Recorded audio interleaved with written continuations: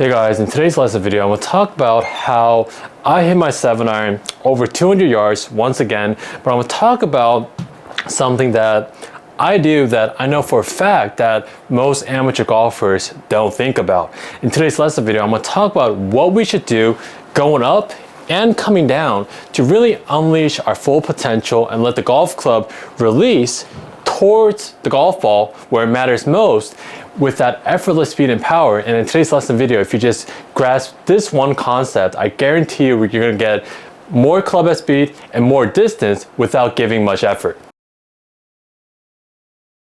The one thing that I do differently than most amateur golfers is that from the top of my backswing, I don't try to maintain these angles coming down.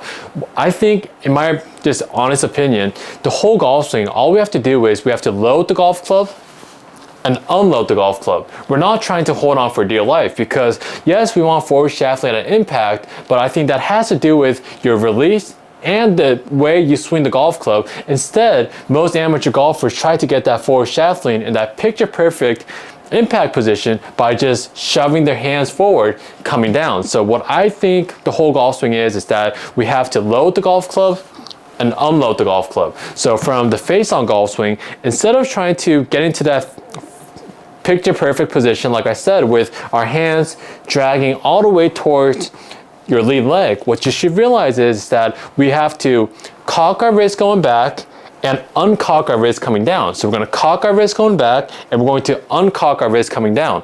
Once again, cock your wrist and uncock your wrist. And what we're trying to do here is that we're creating angles to the top of our backswing. I think most amateur golfers do a really good job of creating angles to the top of their backswing.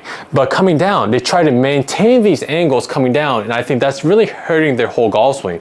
So what's happening is that for my particular golf swing, I'm creating these angles and I'm letting all these angles out a little bit past the golf ball. And what's going to happen is that from the face on golf swing, once again, if the golf ball is right here, if I cock my wrist and uncock my wrist around a foot after the golf ball, what's going to happen is that if I cock my wrist and uncock my wrist into this position post impact where my lead arm and the golf club is in a straight line, then if I rewind the video to my impact position, we're going to be in a position where I have forward shaft lean.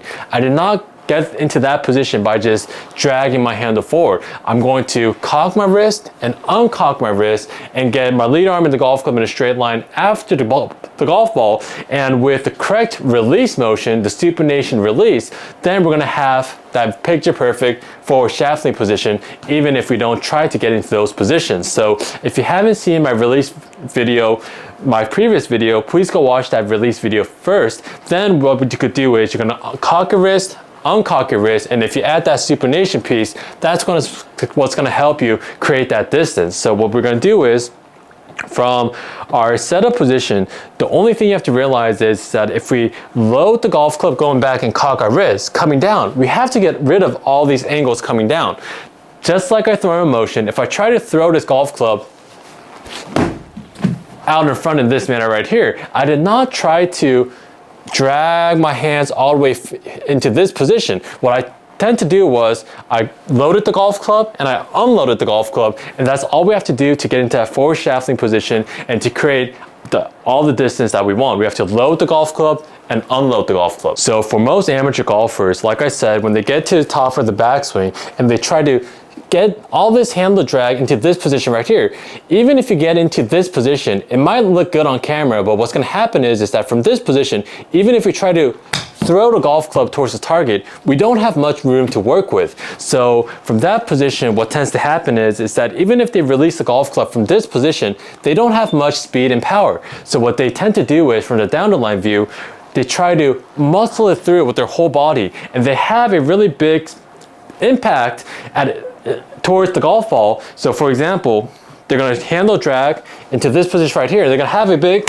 impact, but that does not lead to distance. So what I want to get at before I end this video is that for my particular golf swing, if I try to, or if I want to hit the golf ball a little bit farther, what I tend to do is I try to really relax my shoulders and I try to get into a good top of the backswing position with a relatively full turn. And from this position, the one thing I tend not to do is I don't try to hit the golf ball any harder. What I tend to do is, a little secret that I have is that I have the same supinated release, but if I try to hit the golf ball a bit farther, instead of trying to hit the golf ball hard, I try to throw this golf club farther than before. So for example, if my stock swing, for example, is around, let's say for an amateur golfer, stock 7-iron, maybe it's 150 yards. So 150 yards, if I have that swing,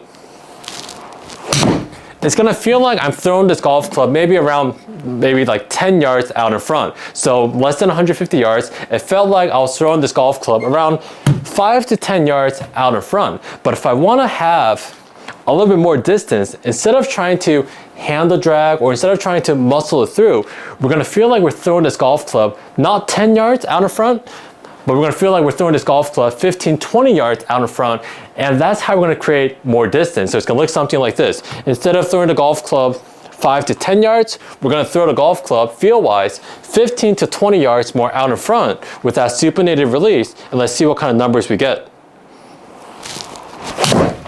Just throw the golf club out in front, very effortless, and let's see, around 180 yards. So from this position, if I really want to add more distance, we're not going to hit the golf ball a lot harder. We're gonna throw the club more farther out in front with that same supinated release, and let's see where we're gonna get.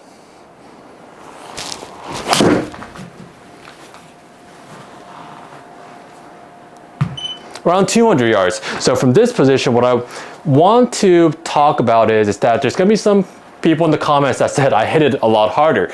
That might be the case on camera, but what I felt was the first golf swing, I felt like I threw the golf club around 5 to 10 yards. That swing went around, if I remember correctly, 143 yards. And the second swing, I tried to throw the club around 15, 20 yards. And the last swing, when I went around 200 yards, I felt like I was throwing this golf club around 25 yards out in front. So I don't know if the golf club actually flew 25 yards, but that was just my feel. If you want to hit the golf ball a lot farther, instead of pounding the golf ball and trying to muscle it through, you have to feel like you're throwing the golf club farther out with that supinated release, and I guarantee you, you'll get results fast instead of trying to get into that picture perfect impact position with that forward shaft lean.